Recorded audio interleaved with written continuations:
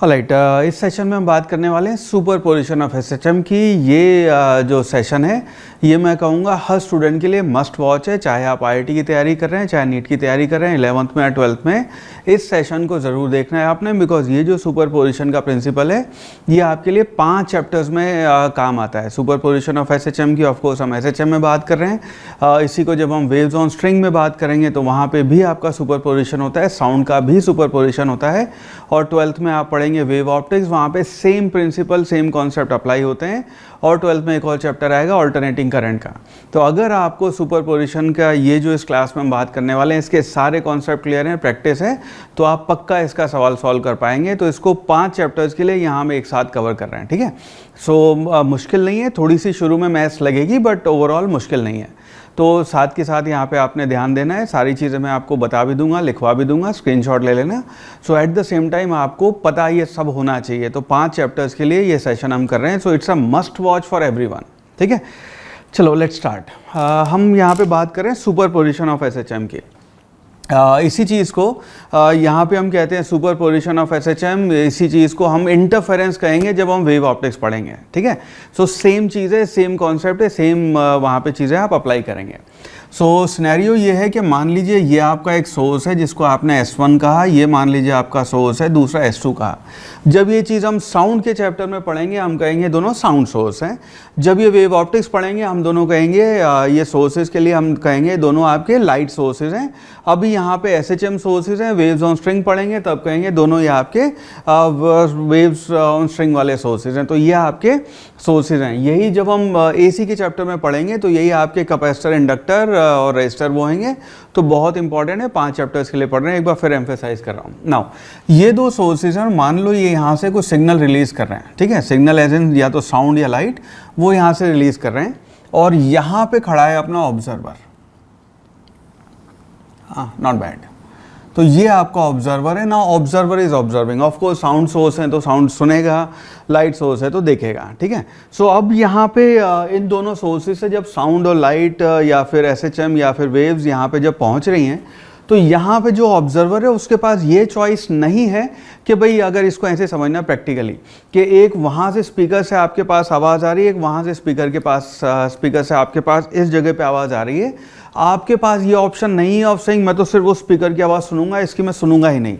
That is not possible, because इस जगह पे दोनों जगह की साउंड आके इंटरफेरेंस करेंगी, सुपरपोज करेंगी और यहाँ पे जो आपको सुनाई देगा वो सुपरपोजिशन है। इसका अगर आप प्रैक्टिकल उससे एग्जांपल समझे तो ऐसे समझ सकते हैं जैसे समुद्र है, सी है, उसमें वेव्स आती हैं, ठीक है। तो उसमें एक शिप जा रहा है तो वेव्स, उसमें जो तूफान आते हैं, वेव्स आती हैं, वो शिप ऊपर नीचे ऐसे होता है, उसका रीज़न है सुपरपोजिशन। तो यहाँ से किसी कारण से आपकी एक वेव बनी, यहाँ से कोई एक बनी, जिस जगह पे आपका शिप है वहाँ पे आपको हाई और लो दिखेगा ही दिखेगा। यू कैन नॉट से कि हम उस सोर्स को ऑब्जर्व करेंगे, इसको नहीं करेंगे। यहाँ पे अगर आपका शिप है, यहाँ अगर आप खड़े हुए सुन रहे हैं, यहाँ खड़े हुए अगर आप देख रहे हैं तो आपको इनका सुपरपोजिशन दिखेगा, ठीक है। फिजिक्स में जो हम बात करते हैं, फिजिक्स में बहुत हम सिंपल सी साइनसोइडल वेव लेके करेंगे, बट प्रैक्टिकली देखेंगे तो और बहुत लंबी चौड़ी इसके ऊपर कहानी है। कम्युनिकेशन, पूरी इंजीनियरिंग इसके ऊपर बेस्ड है, ठीक है। पर अभी उतनी डिटेल में हम यहाँ नहीं जाएंगे, इनको सिंपल सा हम साइनसोइडल वेव मान के काम करेंगे। नाउ ये जो सोर्स है, मान लीजिए ये सोर्स आपका वेव रिलीज कर रहा है जिसको हम कहते हैं y1 is equal to A1 sine of omega t.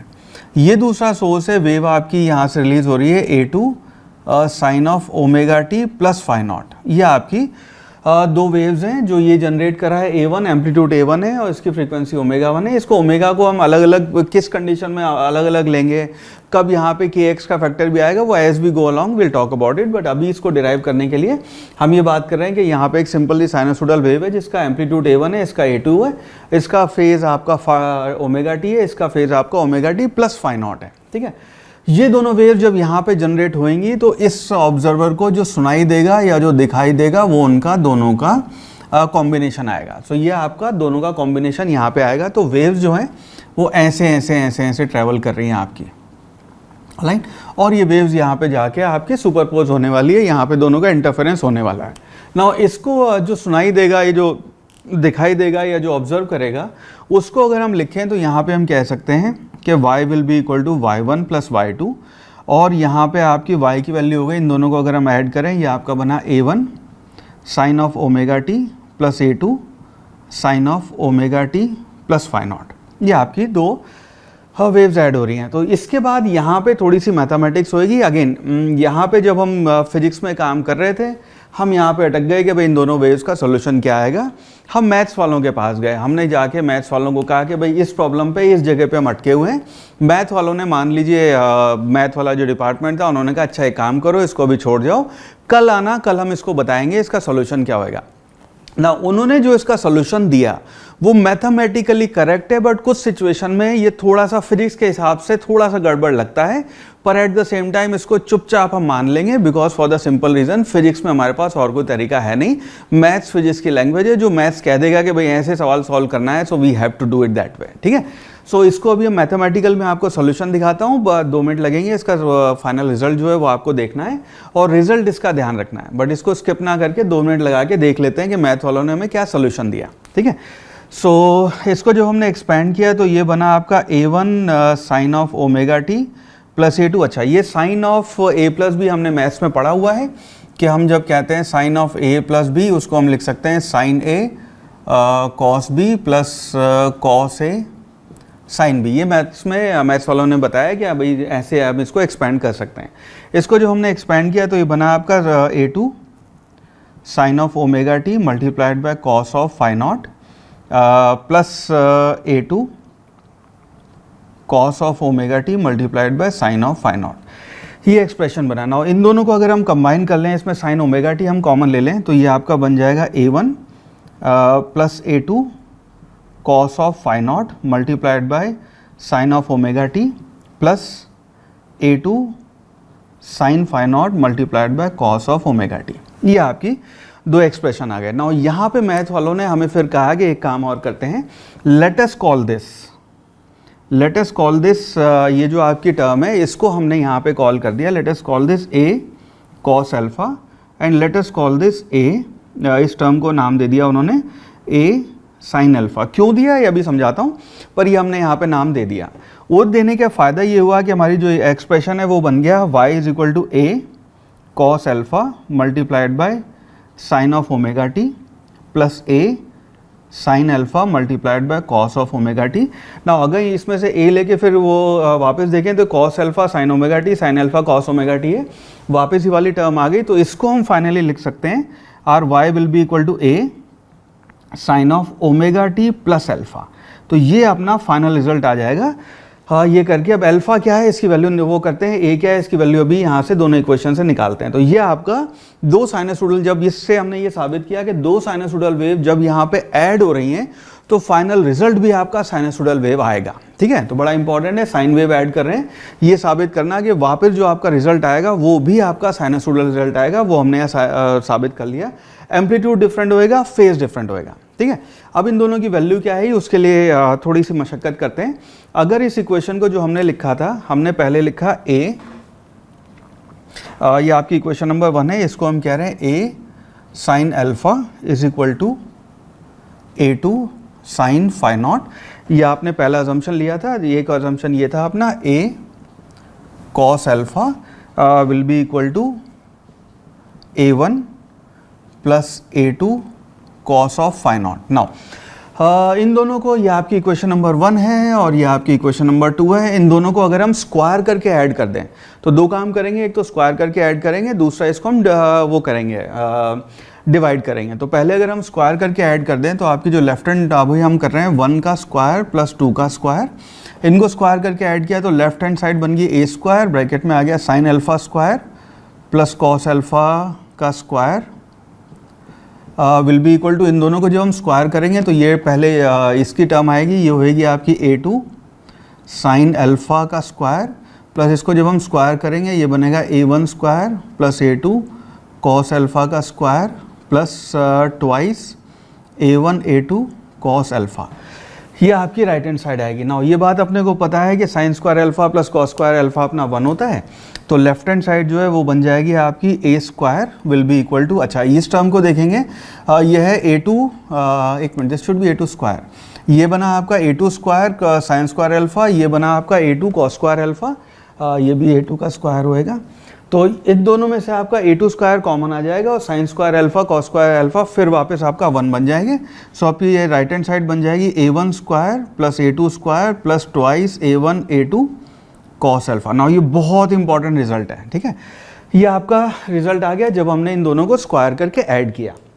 Now इसी टर्म को अगर हम यहाँ पे डिवाइड कर दें, हम कहें कि equation number 1 is divided by equation number 2, तो इन दोनों को जब डिवाइड करेंगे तो आपका लेफ्ट हैंड साइड बनेगा, A कैंसिल हो जाएगा, tan alpha will be equal to right hand side आपका बनेगा A2 sine phi naught divided by A1 plus A2 cos phi naught. Now ये भी बहुत इंपॉर्टेंट रिजल्ट है और अगर इन दोनों को देख के आपके दिमाग की बत्तियां जल रही हैं तो ये आपको हमने पहले कहीं देखा हुआ है। ये दोनों चीज़ें हमने देखी है वेक्टर्स के चैप्टर में, जब हम कहते हैं कि दो वेक्टर्स को अगर हम ऐड कर रहे हैं, ये आपका वेक्टर A, ये आपका वेक्टर B, दोनों के बीच में एंगल थीटा, तो वहाँ पे आपका जो C वेक्टर था वो आया था under root of A square plus B square plus 2AB cos theta, ठीक है। और जो tan अल्फा आया था, इनके रिजल्टेंट का जो एंगल है अल्फा, ये वेक्टर्स में हम बात कर चुके हैं, विल बी इक्वल टू ये आएगा B sine theta divided by A plus B cos theta. ये रिजल्ट आया था।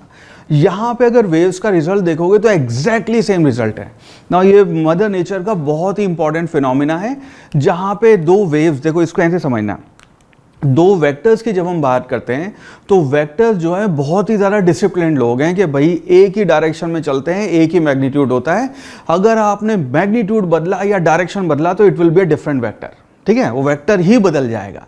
Waves on the other side, waves बहुत ही ज़्यादा नोटोरियस हैं, ना तो उनकी डायरेक्शन फिक्स ना उनका मैग्नीट्यूड फिक्स। हर वक्त वो ऐसे ऐसे साइनसोइडल वेव जा रही हैं, हर वक्त डायरेक्शन चेंज हो रही है। अगर वेव इस वक्त यहाँ पे तो अगले ही सेकंड ऐसे ऐसे ऐसे ऐसे उसकी डायरेक्शन चेंज हो रही है, प्लस मैग्नीट्यूड भी चेंज हो रहा है।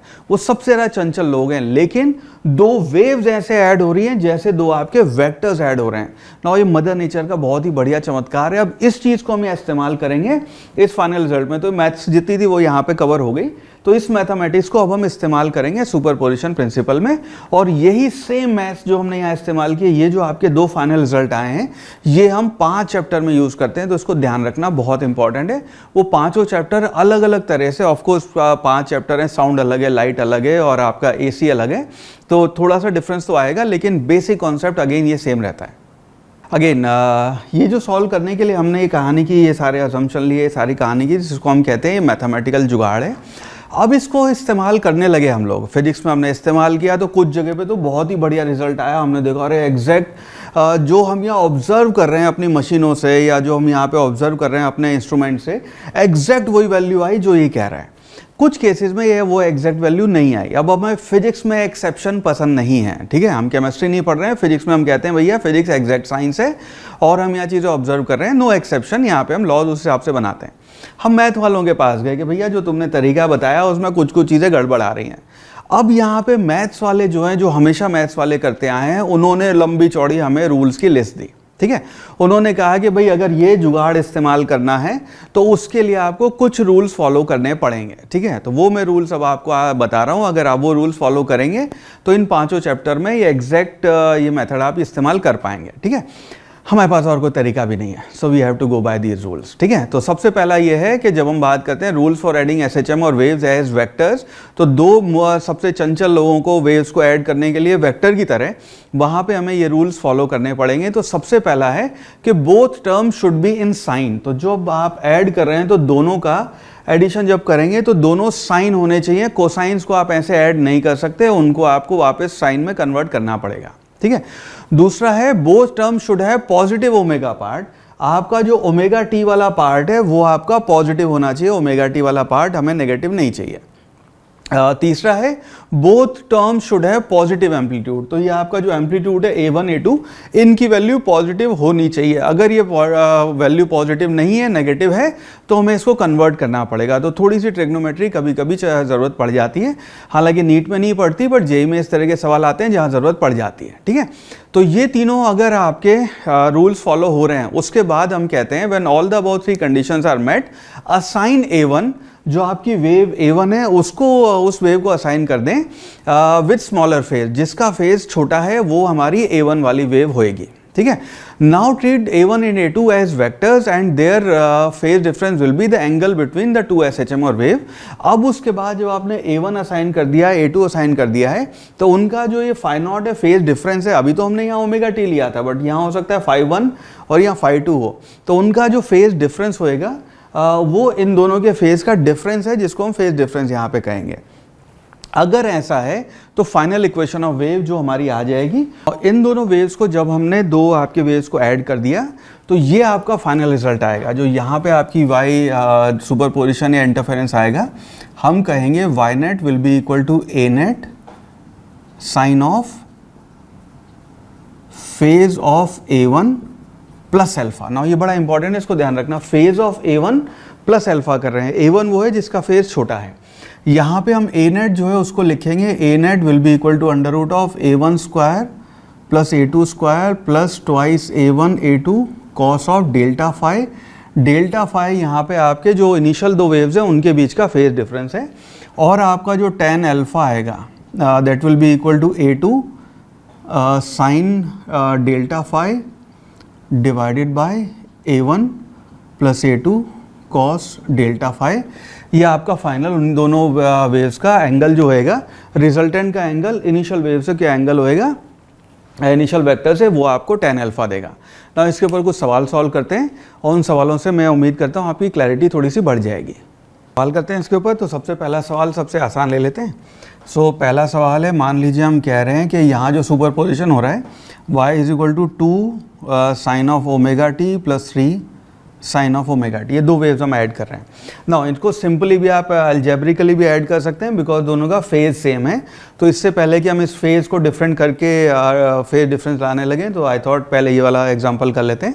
तो इसको सॉल्व करेंगे तो 5 साइन ओमेगा टी आ जाएगा, ठीक है। पर इसको अगर हम उसी तरीके से इस्तेमाल करें तो ये वाले को मान लीजिए आपने A1 कहा, इस वाले को A2 कहा। इस केस में दोनों को में से किसी को भी आप A1 A2 कह देते हैं, बिकॉज दोनों का फेज बराबर है। तो उस केस में जो आपका A नेट बनेगा, तो A नेट जो आएगा that will be equal to under root of A1 square यानी कि 2 square 3 square plus twice 2 multiplied by 2 multiplied by 3 multiplied by cos of 0, because यहाँ पे आपका डेल्टा फाई जो है वो 0 डिग्री है। सो इसको जो हम देखेंगे तो ये बनेगा ये कॉस 0 अपना 1 हो जाएगा। सो ये बनेगा अंडर रूट में आपका 4 प्लस 9 प्लस 12, ये आपका 12, और ये आपका बन गया 9 प्लस 12 21 प्लस 4 अंडर रूट 25 यानी कि 5। सो ए नेट आपका हो गया 5। तो आपका जो फाइनल y आ जाएगा वो बनेगा ए नेट यानी कि 5 मल्टीप्लाइड बाय, उस इक्वेशन से देखेंगे तो आपका sign of phase of A1 यानी कि आपका ओमेगा टी प्लस अल्फ़ा। अच्छा, अल्फ़ा की वैल्यू निकालनी है, तो आपका अल्फ़ा जो आएगा tan अल्फ़ा, एक काम करते हैं पहले अल्फ़ा निकाल लेते हैं। सो आपका जो tan अल्फ़ा आएगा that will be equal to A2 यानी कि 3 मल्टीप्लाइड बाय साइन अल्फ़ा यानी कि sine 0 divided by 2 plus 3 multiplied by cos 0। नहीं, ये आपका 0 हो जाएगा फॉर द सिंपल रीज़न कि साइन 0 की वैल्यू 0 होती है। तो आपका जो ए नेट आ गया, फाइनल वाई नेट जो आ जाएगा will be equal to 5 multiplied by sine of omega T plus 0 degree. ये आपकी फाइनल रिजल्ट हो जाएगा, जो अलजेब्रिकली ऐड करके भी एनीवे इसमें आ रहा था, ठीक है। अब सवाल का थोड़ा सा अपना लेवल बढ़ाते हैं। नेक्स्ट अपना थोड़ा सा लेवल अप करते हैं। यहाँ पे अगर हम सवाल कर रहे हैं, मान लीजिए हम कह रहे हैं कि y is equal to 3 sine omega T plus 60 degree plus 3 sine omega t. Now अगर अपनी टर्म्स के हिसाब से देखेंगे तो दोनों, पहले आपको तीनों कंडीशन चेक करनी पड़ेंगी कि पहले क्या दोनों साइन वेव है, आंसर यस। क्या इनका ओमेगा टी पार्ट पॉजिटिव है, आंसर यस। क्या दोनों का एम्पलीट्यूड आपका प्लस है, आंसर यस। अगर हाँ तो आप इसको ऐड कर सकते हैं। नाउ इस वाली वेव को अब हम A1 असाइन करेंगे, बिकॉज इसका फेज आपका ओमेगा टी है, और ये वाली वेव आपकी A2 हो जाएगी। अब इसके बेसिस पे A नेट की अगर हम वैल्यू निकालें तो A net will be equal to under root of A1 square यानी कि 3 का square plus A2 square plus 2 into 3 multiplied by cos of 60 degree. ये आपका A नेट आएगा। सो A नेट अगर इसमें से आप 3 कॉमन ले लेंगे तो 3 अंडर रूट बचा 1 प्लस 1 प्लस, अच्छा कॉस 60 होता है आपका 1/2, तो ये कैंसिल हो जाएगा 1। सो ये आपकी वैल्यू हो गई 3√3। तो आपका A नेट जो आ गया वो 3√3 आ गया। अब यहाँ पे एक बार tan अल्फ़ा और देख लेते हैं, फिर उसके बाद फाइनल एक्सप्रेशन लिख लेंगे। सो आपका जो tan अल्फ़ा आएगा, tan अल्फ़ा का एक्सप्रेशन होता है A2 साइन डेल्टा फाई। तो इस केस में जो आपका डेल्टा फाई है वो आपका 60 डिग्री है, बिकॉज दोनों के बीच का डिफरेंस डेल्टा फाई 60 है। सो tan अल्फ़ा हो जाएगा A2 यानी कि आपका 3 multiplied by sign 60 divided by 3 plus 3 multiplied by cos 60। Now sine 60 की वैल्यू होती है √3/2, तो ये हो गया 3 multiplied bye √3/2 divided by 3 plus 3/2। cos 60 आपका 1/2 होएगा ना। इसको अगर आप मल्टीप्लाई करेंगे, इसका एलसीएम लेंगे 2 आएगा, तो ये होगा 6 9, तो ये हो गया 3√3 डिवाइडेड बाय 9, और इसको कैंसिल करेंगे तो इसकी वैल्यू आएगी 1/√3, विच इम्प्लाइज आपका अल्फ़ा जो है वो हो गया 30 डिग्री। सो हमारा जो फाइनल रिजल्ट बन जाएगा वो आ जाएगा वाई नेट जो आएगा आपका that will be equal to A net, यानी कि 3√3 multiplied by sine of phase of A1 यानी कि ओमेगा टी प्लस 30 डिग्री, ये आपका अल्फ़ा हो गया। ठीक है, सो ये आपका वाई नेट ऐसे बन जाएगा। अगले सवाल में मैं आपसे एक्सपेक्ट करूंगा कि आप पॉज करके खुद करेंगे और फिर आगे प्ले करेंगे। नेक्स्ट सवाल, सवाल कुछ इस प्रकार है, हमें दो वेव सुपरपोज करनी है। पहला हो गया y is equal to 3 sine of omega T plus 60 plus 4 sine of omega T plus 150। अब मैं यहाँ पे आपको सजेस्ट करूँगा कि इसको स्क्रीन को पॉज करें और इसको खुद अटेम्प्ट करें।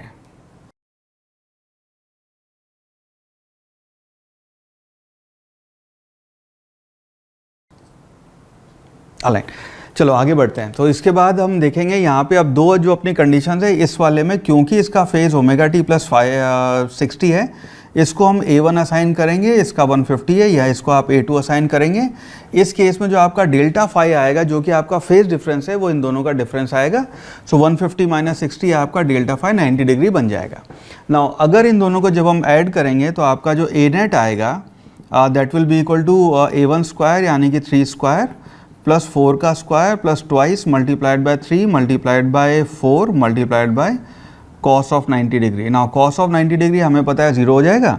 सो इसकी जो वैल्यू बचेगी वो बचेगी आपकी 3 स्क्वायर प्लस 4 स्क्वायर यानी कि 9 प्लस 16 25 √5, ये आपकी ए नेट की वैल्यू आ गई।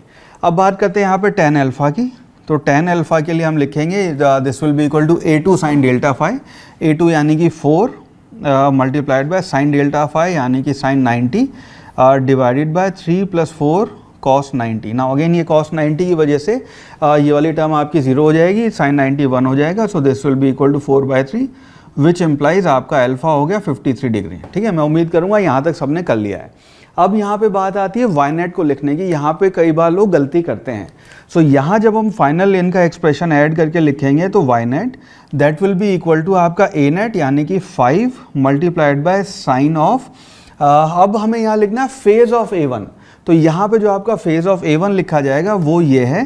सो that will be equal to omega T plus 60, ये आपका फेज ऑफ A1 प्लस 53, ये अब आपका फाइनल आंसर है। ठीक है, कुछ लोग यहाँ पे गलती ये करते हैं कि ओमेगा टी प्लस 53 लिख देते हैं, वो गलत होएगा, बिकॉज हमारा एक्सप्रेशन जो है उसमें हम कहते हैं sine of A1 phase of A1 plus alpha, उसका हमें साइन लेना है। ठीक है, सो ये आपका फाइनल आंसर हो जाएगा इस प्रॉब्लम के लिए। प्रैक्टिस के लिए एक दो सवाल और ऐसे सॉल्व करते हैं जहाँ पे आपकी टर्म साइन नहीं है या फिर आपकी टर्म पॉजिटिव नहीं है। ठीक है, एम्पलीट्यूड पॉजिटिव नहीं है, उनको कैसे कन्वर्ट करना है मैं आपको थोड़ी सी ट्रिग्नोमेट्रियाँ सिखा देता हूँ, इट विल बी यूज। अगर अपना एक्सप्रेशन कुछ इस प्रकार है कि हमें दो वेव्स ऐड करनी है। पहला है y is equal to 4 sine of omega t minus 3 sine of omega T plus 60। मान लो ये अपनी दो इक्वेशंस हैं। ठीक है, एक काम करते हैं इसको, ऑलराइट ये इक्वेशन है ना, इसमें हमारे इन दोनों वेव्स को हम डायरेक्टली में से ऐड नहीं कर सकते, अगर आपने किया तो गलत हो जाएगा। ठीक है, कुछ किताबों में और कुछ टीचर उसको भी जुगाड़ लगा के कुछ बता देते हैं, प्रॉपर मैथ्स यूज़ करेंगे, मुश्किल नहीं है, लंबा कतई नहीं है ना। इस साइन को हमें, ये जो आपका -3 है, इसको हमें पॉजिटिव कन्वर्ट करना पड़ेगा, बिकॉज हमें साइन का एम्पलीट्यूड पॉजिटिव चाहिए।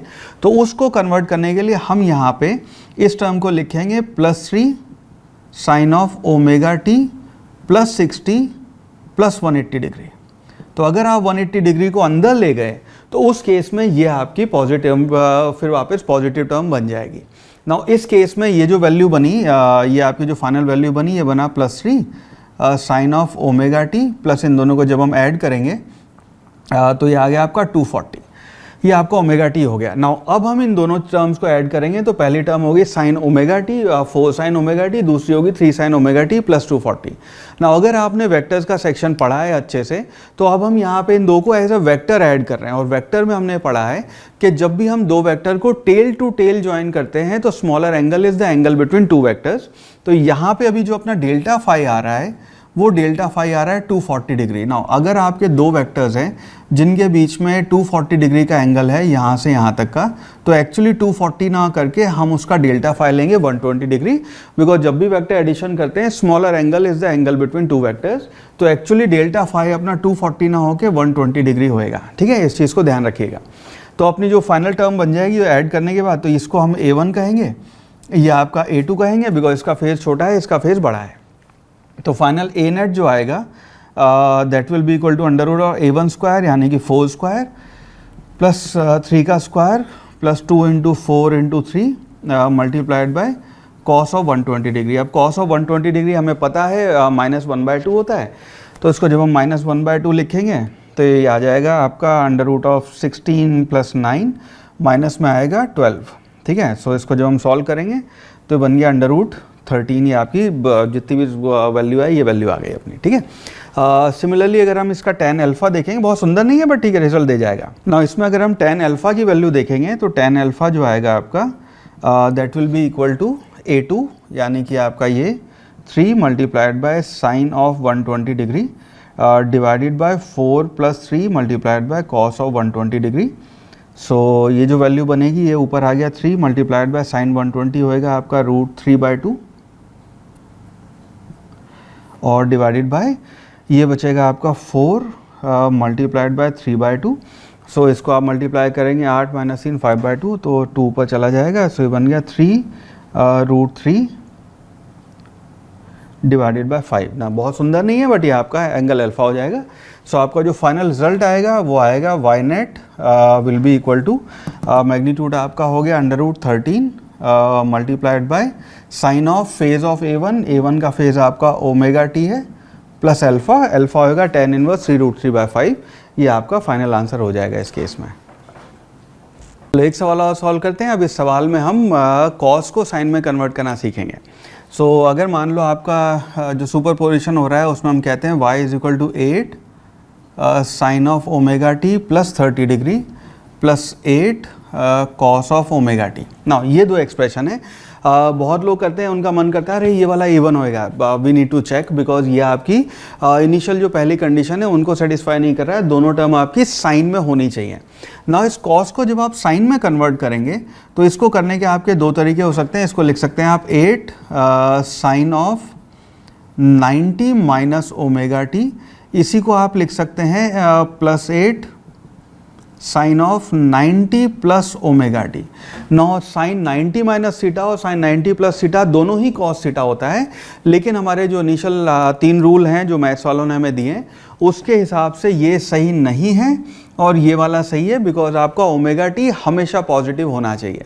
सो इसके बाद अगर देखेंगे तो ये आपका 8 sign omega T plus 90 degree ये आपकी दूसरी वेव बनी है। और इसकी वजह से देखेंगे जो आपका डेल्टा फाई आएगा वो ये आपका 90 माइनस 30 यानी कि 60 डिग्री आ गया। इस वाले को आप A1 कहेंगे, इस वाले को आप A2 कहेंगे फॉर द सिंपल रीज़न कि इसका फेज़ आपका छोटा है। तो बस अब फाइनल रिजल्ट निकालना है। तो A नेट जो आएगा that will be equal to under root of A1 square यानी कि 8 square plus 2 into 8 multiplied by cos of आपका 60 डिग्री आ जाएगा। नाउ कॉस ऑफ 60 अपने को पता है 1/2 होता है, 1/2 से 1/2 कट जाएगा। ये 8 स्क्वायर है। सो आपकी A नेट की जो वैल्यू आ गई वो 8√3 आ गई। ठीक है, सिमिलरली अगर हम tan अल्फा कैलकुलेट करने लगेंगे तो अपना जो tan अल्फा आएगा tan alpha that will be equal to A2 यानी कि 8 मल्टीप्लाइड बाय ऊपर आएगा आपका sine 60 degree divided by 8 plus 8 cos of 60 degree. Now आपने को साइन 60 बताया √3/2 होएगा। सो √3/2 होने की वजह से ऊपर हो गया आपका 4√3, नीचे आएगा cos 60 आपका हाफ होता है यानी कि आपका 4 बन जाएगा, ये बन गया आपका 12 विच मीन्स ये आपका √3/3 यानी कि 1/√3 हो गया विच इम्प्लाइज अल्फा की वैल्यू हो गई आपकी 30 डिग्री। सो बस फाइनल रिजल्ट आ गया अपना। तो वाई जो आएगा वाई नेट वो हो गया आपका 8 √3 मल्टीप्लाइड बाय साइन ऑफ, अब हमें यहाँ लिखना है, ये गलती मत करना, अब हमें यहाँ लिखना है phase of A1। Now phase of A1 अगर देखेंगे तो फेज ऑफ A1 है आपका omega T plus 30 degree plus alpha, यानी कि आपका 30 डिग्री। तो ये आपका फेज ऑफ A1 है और ये आपका अल्फा है, ठीक है। सो ये आपका फाइनल रिजल्ट बन गया, ठीक है। सो इस बेसिस पे हम कह सकते हैं कि ये आपका ओमेगा टी प्लस 60 डिग्री ये आपका फाइनल फेज बनेगा। सो इसी में और कॉम्प्लिकेशन आप ऑफकोर्स ऐड कर सकते हैं, कॉस की टर्म माइनस कर सकते हैं, तो पहले आप उसे साइन में कन्वर्ट करें, साइन में कन्वर्ट करने के बाद माइनस लेके जाएं तो 180 ऐड हो जाएगा, and so on and so fourth. पर यह आपका सुपरपोजिशन का बेसिक प्रिंसिपल है। आई होप इसके बाद आपकी चीज़ें थोड़ी सी क्लियर हुई होंगी।